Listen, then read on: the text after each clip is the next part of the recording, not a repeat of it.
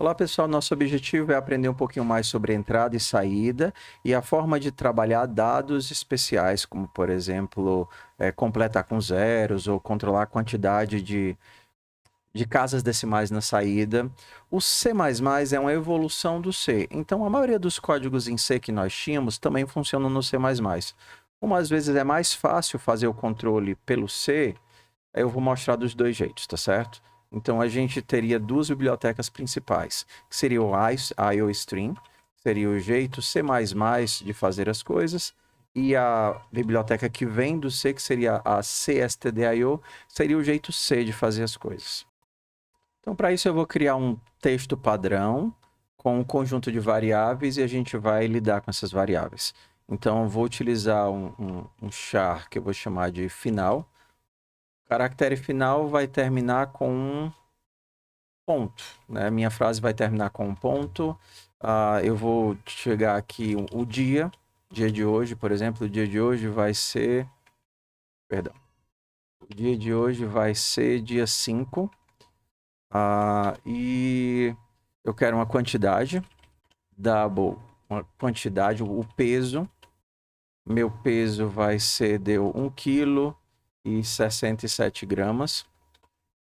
E um valor que estava no quilo, o valor estava 1,99 o quilo. Okay. Então, eu quero dizer que hoje, dia 5, eu comprei esse tanto de alface por esse preço o quilo. Então, no C++,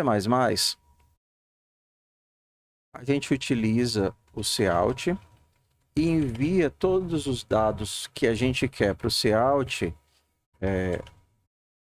utilizando esse menor.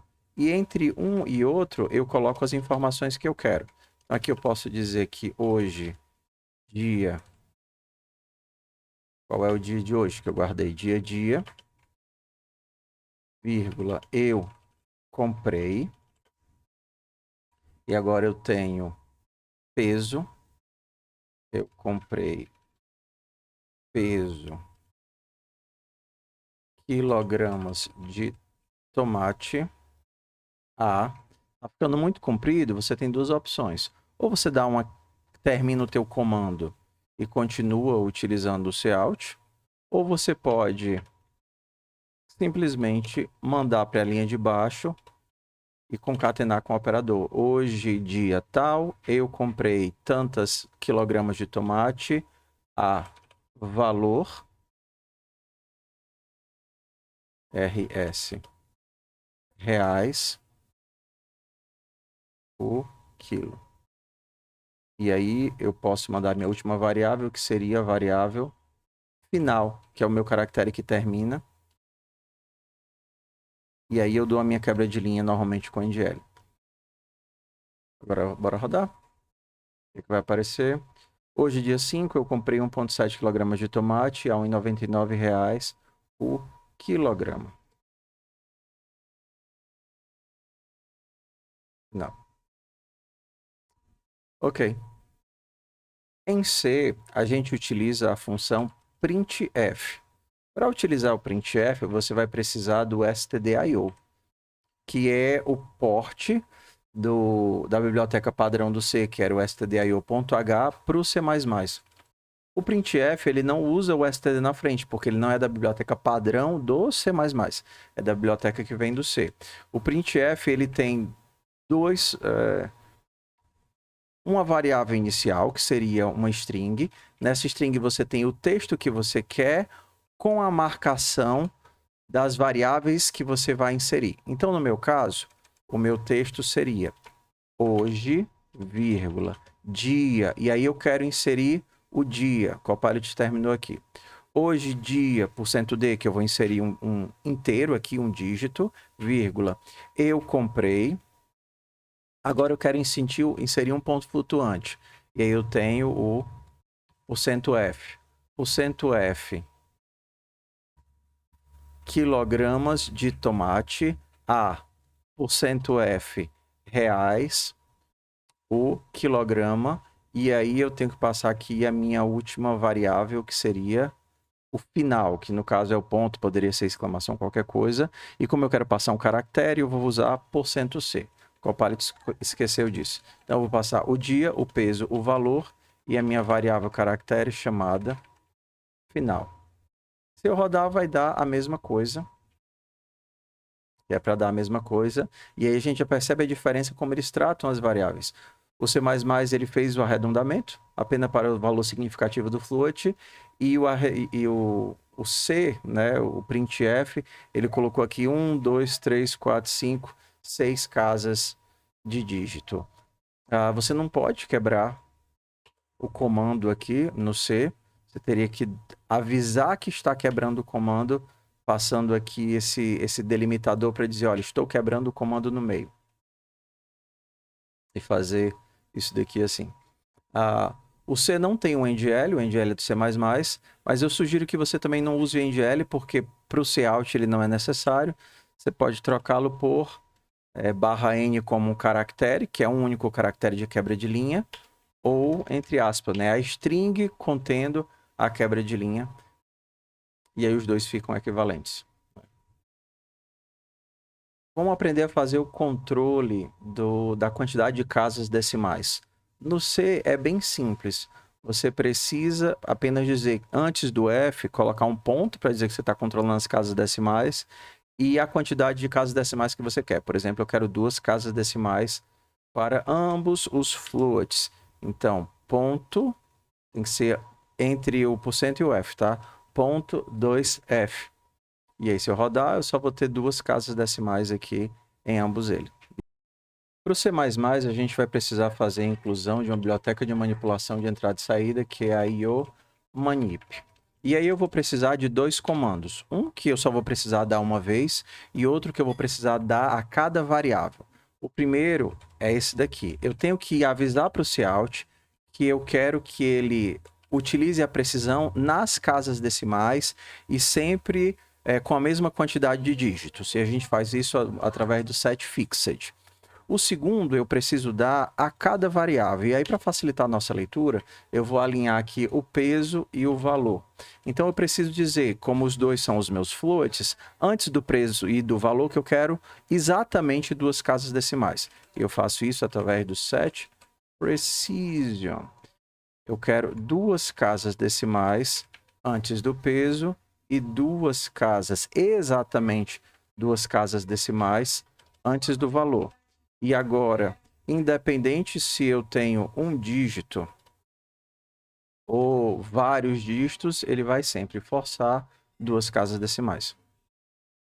Perfeito. Então, esse aqui só precisa ser dado uma única vez e esse daqui tem que ser dado todas as vezes. Se você quiser, você pode criar um atalhozinho para esse setPrecision 2, utilizando um recurso avançado, que seria o seguinte, olha, o meu atalho setPrecision 2 vai ser std.setPrecision 2. Então, ao invés de você ter que ficar digitando isso o tempo todo, você poderia colocar só S2. Um pouquinho melhor.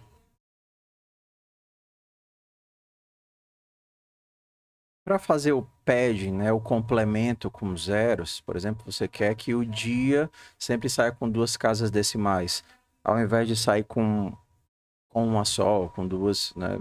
Você quer forçar que ele seja complementado com 0. Você poderia fazer o seguinte, antes do D, você coloca um 0, 2. Quero 2 zeros antes do dia. E aí em C você teria hoje, dia 05, aí você poderia, se quisesse, 3 dígitos e complementando com 0, 005. Então, se o dia for 5, vai aparecer 005. Se o dia fosse 10, apareceria 010. Se o dia fosse 105, apareceria o 105. Ele não precisa complementar com os zeros. Em C++, assim, né, modo C++, você também vai precisar da iomanip e da mesma forma que nós fizemos aqui, a gente vai precisar definir qual é o caractere de preenchimento. Então, por exemplo, eu vou dizer que o caractere de preenchimento vai ser zeros. std set. E eu vou preencher com zeros. E agora eu digo qual é o tamanho do padding que eu vou fazer. Agora eu vou dizer que o meu dia eu quero que saia com dois dígitos, né? 2 caracteres. Então, eu vou fazer o seguinte, olha. O dia... Eu vou dar um std 7w. Eu quero que tenha uma largura de 2 caracteres. E aí, para ele complementar essa largura de 2 caracteres, ele vai utilizar o 0.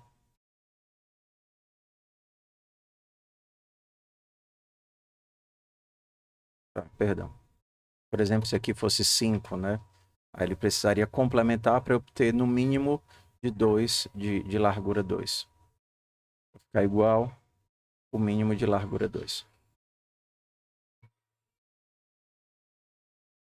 O setFill e o setW, eles também fazem o padding quando você precisa, por exemplo, alinhar campos ou alinhar nomes.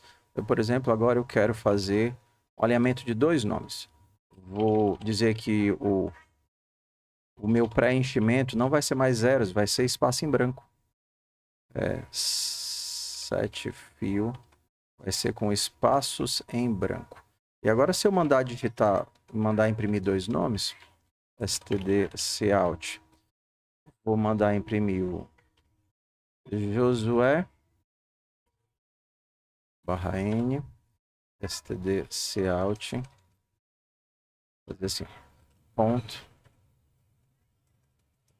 fica bonitinho, e Marília. Se eu mandar rodar isso daqui, eu vou ter que os meus pontos não vão ficar alinhados. Eu vou ter Josué ponto, Marília ponto. Mas eu posso dizer que antes de Josué, std 7w, quero que ele tenha 10 espaços antes desse e antes desse daqui. Então, agora, ambos os campos vão ocupar obrigatoriamente 10 espaços. Beleza. 10 espaços ele complementou com espaço em branco.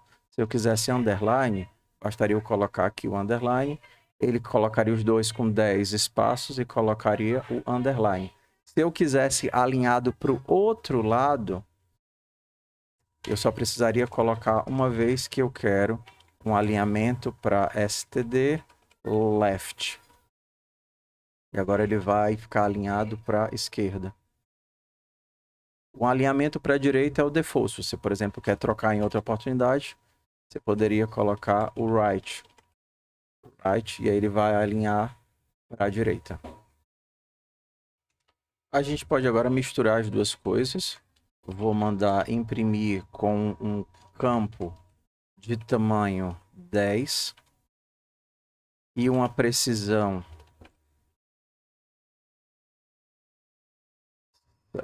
precision de tamanho 2, o seguinte valor, 4 ponto isso daqui. Agora eu tenho esse número com 2 de precisão e ele vai utilizar o mesmo preenchimento que é o que está sendo utilizado pelos outros aqui de forma fixa. Como eu já coloquei o setFixed aqui dentro, aqui em cima ele aproveitou. Com o printf, eu vou colocar antes do tipo o tamanho que eu quero em espaço que ele ocupe. Então, aqui eu estou dizendo que eu vou imprimir uma string, que é Josué, e eu quero reservar para ela 10 espaços. E aí eu vou pedir também para imprimir Marília e reservar 10 espaços para Marília. No caso do float, seria a mesma coisa. Eu quero 10 espaços para o meu float e ainda quero que ele use 2 dígitos de precisão. Então tá aqui, ó. Todo mundo alinhado para a esquerda, todos eles ocupando um espaço de tamanho 10. Como bônus aqui, você pode tirar os std2 pontos de todos os lugares, tudo bem? Coloquei propositalmente só para você entender o que é que não usa o std e o que é da biblioteca padrão. Então, vou tirar, deixa para você tirar quando você quiser. E esse lance do nosso atalho, ele pode ser utilizado, por exemplo, para outros comandos. Então aqui foi uma precisão chamada de P2, que é uma precisão de 2 casas decimais. Então esse aqui foi P2, P2. Por exemplo, esse 7W, eu vou utilizar W2. Alto W2 vai ser o meu 7W de 2. Então, ao invés agora de ter que fazer isso, eu posso fazer assim. W2 fica um pouquinho melhor. Então, eu poderia fazer um W10, ou então só um W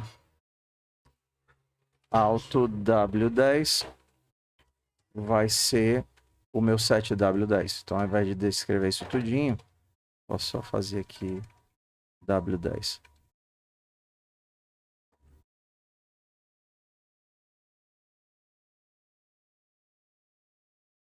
Vamos agora entender um pouquinho como funciona a leitura dos white spaces. White spaces é o que a gente chama de espaço em branco. Por exemplo, o tab, o espaço, o tab e o enter, tudo isso é espaço em branco porque a gente não está vendo.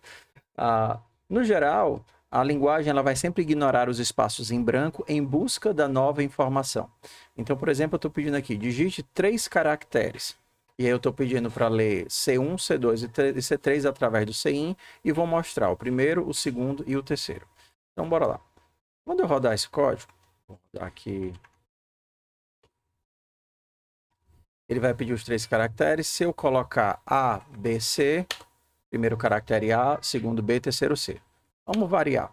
Agora eu vou colocar o 1, vou dar um Enter. Ele conseguiu ler um caractere, porque eu dei o Enter, mandei para o buffer, ele pegou um, ele tirou. Aí espaço, espaço, espaço, tab, tab, tab, e G, espaço, espaço, espaço, e tab, tab, tab, dei Enter. Ele varreu tudo isso, pegou um outro caractere, varreu tudo isso, chegou no barra-end e diz, opa, ainda falta um caractere. E agora eu vou dar uns espaços e colocar aqui o A maiúsculo. E mais um monte de coisa aqui. Tudo isso daqui vai para o buffer. Ele vai pegar o terceiro caractere, que é o A maiúsculo, e vai continuar na sequência do código. Então, eu vou ter 1, G e A. Então, ele está ignorando tudo e buscando apenas a informação válida. Se eu quisesse, por exemplo, que ele lesse os white spaces, eu teria que dizer, olha, std CIN, o meu CIN, eu quero que ele faça um 7WS. No skip WS. Beleza. Então, isso daqui eu estou pedindo para ele não pular espaços em branco. Então, agora, se eu rodar meu código, eu posso colocar um espaço, um tab e um enter.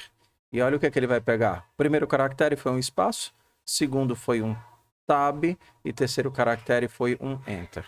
Então, quando você não quer que ele ignore os white spaces, você faz isso.